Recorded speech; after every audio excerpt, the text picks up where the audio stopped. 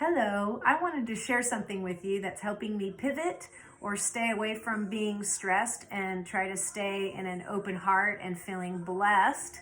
It's also revolutionizing my creative journaling life.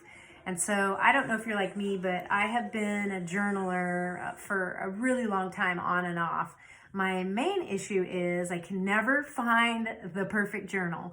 I'll find a journal and I'll think, I'm gonna love this one, and I'll write in it for a few days and I'll be like, oh, I don't like that one. And then I'll find another one and I'll write in it for a month and I don't like the way that it opens. And so by the end of the year, I end up having a stack of journals like that, each one having a few entries in it, and that makes me feel bad. So I'm supposed to be doing a gratitude journal, not feeling bad about my lack of commitment to my journal. So anyway, a friend of mine gave me an old hymnal, which I love, and my beloved Pinterest in combination with this hymnal inspired me to come up with my own junk journal. And if you get on Pinterest and type in junk journal, you'll see all kinds of things that are really cool. But this is how my journal ended up. Ta-da!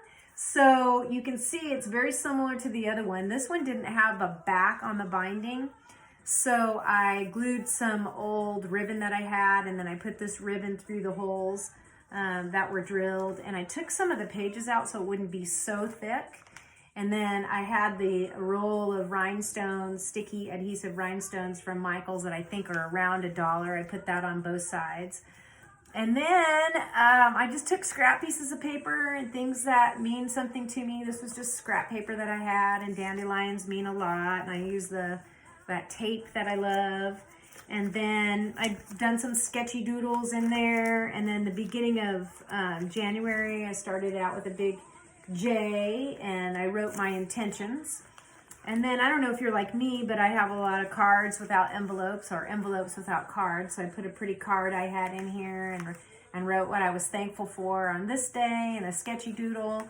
And normally my anal retentive self would want to have the whole journal mapped out with every page so I could just write in it.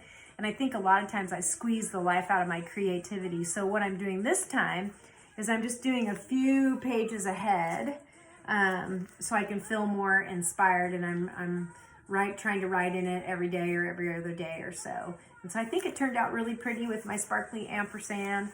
But also, it's just, I got to thinking about why I like to journal and why I feel like it's an important part of my life. And really, if you look at journaling, handwriting, creative pursuits like making a journal, they're all really big brain boosters. People who live a heart-centered, grateful, gratitude-filled life report less aches and pains, and they sleep better.